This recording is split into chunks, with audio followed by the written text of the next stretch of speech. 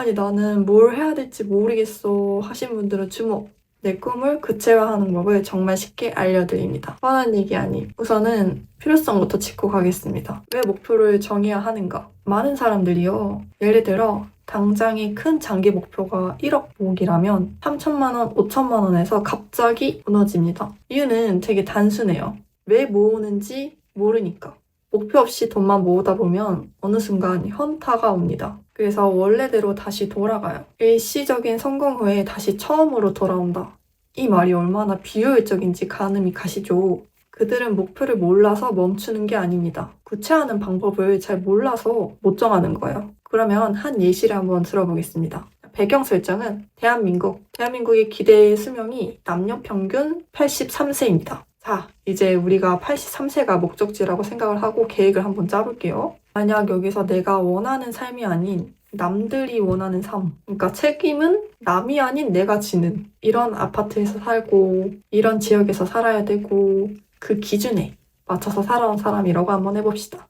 이런 선택들이 하루하루가 쌓이고 1년, 3년, 5년 마침내 한 77년이 지났다고 해봅시다. 소년 아닌 노인은 이 삶이 잘못됐다는 걸 깨달았습니다. 내 삶이 행복하지 않았거든요. 너무 멀리 왔어요. 예전에는 일주일만 노력하면 바뀌었던 방향이 이제는 노력조차 불가능하게 만듭니다. 제일 먼저 남들이 문제가 아니라 내가 문제가 됩니다. 본인의 방어 기제가 현상을 유지하려고 듭니다. 거긴 위험해. 여기는 안전해. 실패는 이제 없어야 해. 나이를 이만큼 먹었으니까. 거기다 그 삶으로 인해 만들어진 나의 결과가 나를 제지합니다. 내 주변에는 그런 사람들밖에 없습니다. 나의 가족, 친구, 동료들은 모두 나를 기준으로 둘러싼 사람들이기 때문에 내가 새로운 시도를 하게 됐을 때 그들은 어떻게 반응할까요? 거기는 위험해. 이거는 하면 안 돼. 이건 우리와 맞지 않는 생각이야. 그럴 수밖에 없어요. 당신은 여기에 맞는 삶을 이미 꾸렸기 때문에 변화가 오답과 실패가 될 수밖에 없습니다.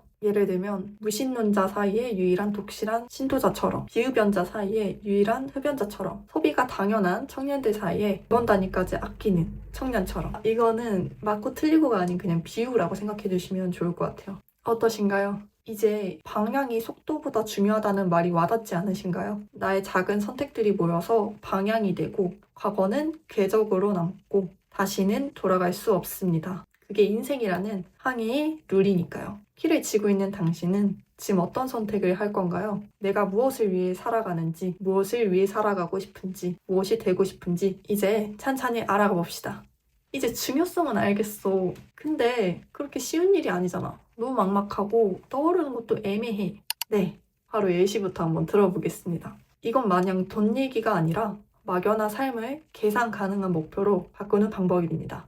예시 1.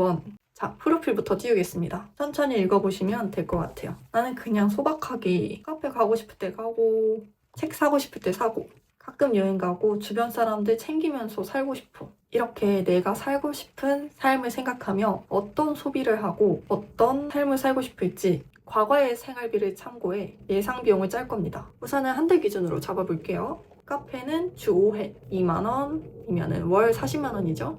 이 2만원이 되게 세 보이는데 나는 카페 신메뉴가 있으면 먹고 싶어요. 2만원 순삭입니다. 식비는 30만원쯤으로 잡고 지인, 가족, 선물, 밥, 경조사. 이분은 사람 챙기는 걸 좋아하신다고 하셨으니까 월 40만원. 주거비는 50만원. 왜냐면 월세나 전세에 살기로 하셨는데 대출을 끌어서 쓰게 되면은 대출 이자나 그런 걸 감안해서 50만원으로 따져봅시다. 본인한테 주는 용돈 50만원.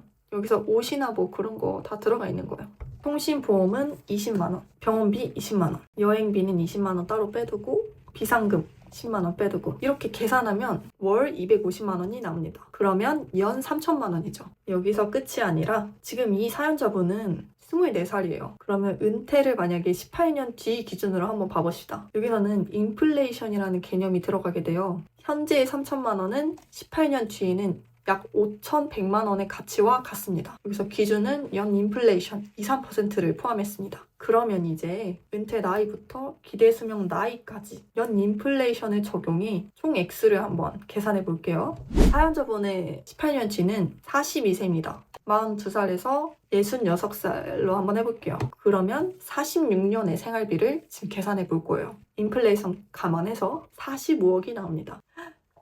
45억? 이거 어떻게 되는 거야? 여기서 끝이 아닙니다. 현재 기준은 우리가 돈을 모았을 때 수익률이 0%일 때 기준이에요. 실질적으로 인플레이션 때문에 오히려 2, 3% 정도 마이너스가 나는 거죠. 하지만 여기서 이제 투자 수익률이 들어가면 완전히 달라집니다. 만약에 연 4% 수익을 본다면 45억이 아닌 10억만 모으시면 돼요. 연 5%면 8.3억만 모아도 되고요. 연 7%면 6.2억, 연 10%면 4.6억이면 저희는 은퇴를 할 수 있습니다. 어때요? 이제 좀 할만해지지 않았나요? 이게 바로 복리라는 말이 여기서 나오는 건데 이 개념에 대해서는 다음에 한 번 더 설명해 드릴게요. 자, 그러면 마무리 가겠습니다. 지금 24살의 이분은 자금이 0원이에요. 월 150만 원씩 저축이랑 투자를 할 거예요. 여기서 나이가 깡패라는 말이 나오는 게 나이가 어려서 시간적으로 시장을 극복하기가 되게 유리해요. 그래서 공격적으로 연 7%를 설정했어요. 은퇴 목표 시점인 18년 뒤에는 약 6.2억이 모입니다. 즉 권혜림 씨는 42살 때 6.2억을 모아 은퇴 자금을 모으실 수 있게 됩니다. 원금은 3억 2,400만 원이에요. 그러니까 수익으로만 무려 3억 가까이 됩니다. 자, 그러면 이제 좀 구체화가 되죠. 목표 18년 뒤에 은퇴할 거니까 3억 2,400만 원을 모으는 게 목표가 됩니다. 이거를 이제 목표를 쪼개서 배치하면 되는데요. 그럼 역산을 한번 해보면 월 150만 원씩 모으면 됩니다. 즉, 큰 목표부터 작은 목표까지 쪼개주시면 됩니다. 총 달성 기간을 먼저 이렇게 커트라인을 잡습니다. 연별 어떻게 목표를 할 건지, 그리고 중기 목표, 이번 달 목표, 이번 주 목표, 소비 통제를 해야 되면 이번 주 식비는 7만 원만 쓰자. 이게 될 수가 있습니다. 그래서 작게는 오늘 목표가 될 수도 있어요. 오늘은 이거 하나는 먹지 말자. 목표를 할 수도 있겠죠. 그런데 사실 돈은 가장 계산하기가 쉬운 목표입니다. 근데 나의 꿈은 구체화를 할 수 있을 것인가? 가능합니다. 자, 이제 꿈에 대한 시나리오를 한번 짜볼게요. 프로필은 류태현 씨, 32세 남성. 이분의 가치관은 돈은 그냥 수단이지. 나는 내가 하고 싶은 일을 하는 게 가장 중요해. 목표가 유명 아티스트가 되어서 세계적인 프로듀서들과 함께 작업을 하고 싶어. 이 목표를 이루려면 거꾸로 한번 생각해보면 됩니다. 5년째 유명 아티스트가 되려면 5년째는 음원 발매 후 유명 아티스트가 돼야 되죠. 세계적인 프로듀서들과 이미 인연이 생겨 있을 거예요. 4년째는 음반사와 계약을 마치셔야 합니다. 3년째는 음반사에게 들려줄 음반이 완성이 돼야 되고요. 2년째엔 괜찮은 곡들을 뽑아서 녹음을 시작해야 돼요. 2년째엔 현재 작업 중인 곡을 완성시켜야 합니다. 자, 여기서 한번 현실 체크를 한번 하고 갈게요. 적어도 4년째엔 작업실이 필요하실 거예요. 3년째는 이미 누군가와 작업을 하고 있어야 됩니다. 2년째는 해외 이동이 필요해요. 뉴욕이나 로스앤젤레스. 그러면 이번 주까지 끝내야 할 일은 수정해야 할 곡 리스트를 작성해야겠군. 이런 식으로 세분화가 가능해요. 그러면 오늘은 아티스트 SNS를 개설하고 나서 나랑 비슷한 사람들이 모여있는 커뮤니티로 가서 정보를 얻자. 음원 발매를 어떻게 하고 장비와 해외 이동에는 어떤 돈이 필요한지도 계산하자. 이렇게 세분화할 수가 있는 거죠. 그런데 여기서 가장 어려우신 분들이 있어요. 나는 꿈도 없고 이렇게까지 해도 어떻게 해야 될지 모르겠어 하시는 분들이 계세요. 괜찮습니다. 그럼 우선 책임져야 할 것을 생각해 봅시다. 일단은 부모님, 내가 꾸리고 싶은 가족의 형태가 있을 수도 있겠죠. 연인이나 아이, 내 삶의 최소 기준은 있을 거예요. 그래도 난 이건 없으면 안 돼. 이 정도는 있어야 돼 하는 것들. 아니면은 내가 지금 이 삶에서 지키고 싶은 것들이 있을 거예요. 도덕적 가치관, 세계 많은 아이들이 고통받지 않았으면 좋겠어. 이런 것도 하나의 가치관이 될 수 있겠죠. 이런 목표들은 만약 계획이 어그러져도 남는 것들이 분명 있는 것들이에요. 그러니까 우선은 이거를 목표로 하고 살아도 됩니다. 그러면 이제 이걸로 한번 예시를 한번 해보겠습니다. 나는 그냥 가족들이랑의 추억이 되게 중요해. 다 같이 그냥 건강하게 놀다 살다 갔으면 좋겠어. 이런 게 목표라고 한번 해볼게요. 부모님의 노후 비용을 한번 계산해 봅시다. 부모님의 생활비, 의료비, 여행비 생각만 해도 머리가 되게 복잡해지죠. 하지만 요즘은 기술이 좋다 보니까 이런 거를 한 번에 볼 수 있는 게 있어요. 부모님의 핸드폰에서 일단 뱅크샐러드를 한번 다운해 봅시다. 최근 5년치 평균 생활비를 한번 계산해 볼게요. 물론 부모님의 노후 비용이 되게 충분하시면 상관이 없는데 이 충분이라는 것도 한번 체크하실 필요가 있으실 거예요. 그래야지 변수가 사라지니까. 부모님이 65세 이후 소득을 예상해 봅니다. 소일거리를 하신다던가 주식 배당금이 들어온다던가 국민연금이 얼마나 들어오시는지 이런 거를 확인할 수 있거든요. 그러면은 이런 게 이제 파악이 가능해집니다. 우리 부모님은 한 달에 생활비를 이만큼 쓰시는구나. 평균 통계 기준 부모님이 75세가 되면 이 정도의 의료비가 더 들어가겠네? 그럼 나는 이 정도의 돈이 더 필요하고, 연평균 2, 3%의 인플레이션이 생기니 이 수치도 한번 적용해서 계산해야겠어.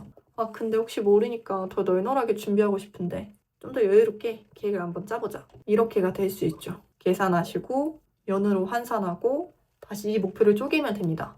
이 카테고리에서는 단순히 돈만 계산하지 않습니다. 돈이 있으면 많은 것을 해결해주지만 돈만 있으면 다 되는 게 아니잖아요. 해결해주지 못하는 게 있어요. 이거는 정서적인 부분에서 있는데요. 가족들과 보낼 최소한의 시간 계획을 짜봅니다. 일주일에 한 번은 가족들과 시간을 보내야지.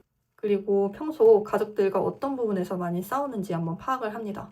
그러고 해결 방법을 찾아요. 가족과의 일로 화가 날 때 어떻게 대처할지 시뮬레이션을 한번 돌려봅니다. 이런 거는 평소 지적을 들었던 부분을 한번 생각해 보시면 돼요. 너는 공감을 못하냐? 너는 왜 이렇게 말이 끊어? 너 얘기 좀 그만해. 이런 얘기를 들으셨으면 이제 멈추셔야 돼요.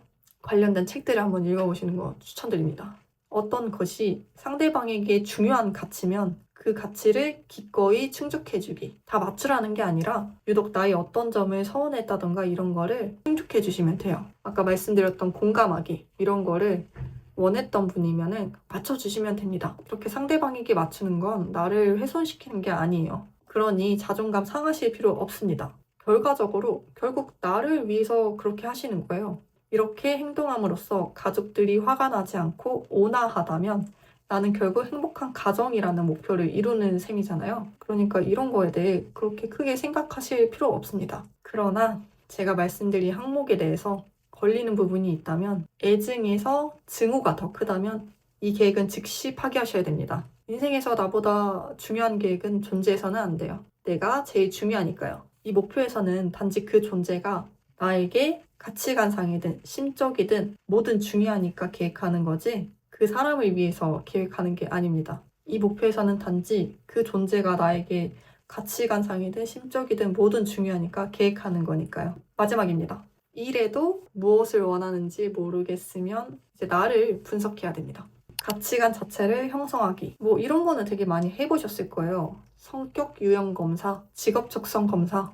이런 건 정말 상황에 따라 좋은 검사가 될 수 있습니다. 하지만 우리는 더 개별적인 질문들로 나에 대해서 데이터를 수집해야 돼요. 예를 들면 MBTI 검사 같은 경우에는 정해진 객관식이 있잖아요. 그러면 뭉그러뜨린 정답이 나옵니다. 약간 이런 식으로 분류가 되죠. 이 유형의 사람들은 제일 가장 맞는 유형에 속한 것뿐이지 그게 내가 되진 않아요. 예를 들면 MBTI 검사를 하실 때 이런 부분은 나한테 맞는데 이런 부분은 틀리네 라고 생각하신 적이 있지 않으신가요? 정해진 객관식으로 뭉그러진 정답은 이제 배경으로 두시면 됩니다. 그것보다는 개별적으로 일단 알아가시면 돼요. 이런 책들을 추천합니다. 이런 것들은 주관식이에요. 그래서 나에 대해서 파악하기가 더 좋습니다. 예를 들면 이런 문장이 있습니다. 오늘 하루 일어난 일 중에 바꾸고 싶은 선택은 상처받거나 스트레스 받았을 때 해소하는 나만의 방법. 현재 나의 꿈을 가로막는 가장 큰 장애물은 무엇인가? 그러면 여기서 나의 자신에 대해 더 잘 알게 돼요. 나는 특히 인간관계에서 스트레스를 많이 받구나. 생각해보니 나는 스트레스를 해소하는 방법이 딱히 없었어. 나는 이런 요소가 내 꿈의 장애물이라고 생각을 하는구나. 이렇게 개별적인 답변에서 나의 형상을 조금씩 그려보면 됩니다. 그렇다 보면은 이런 걸 좀 알게 돼요.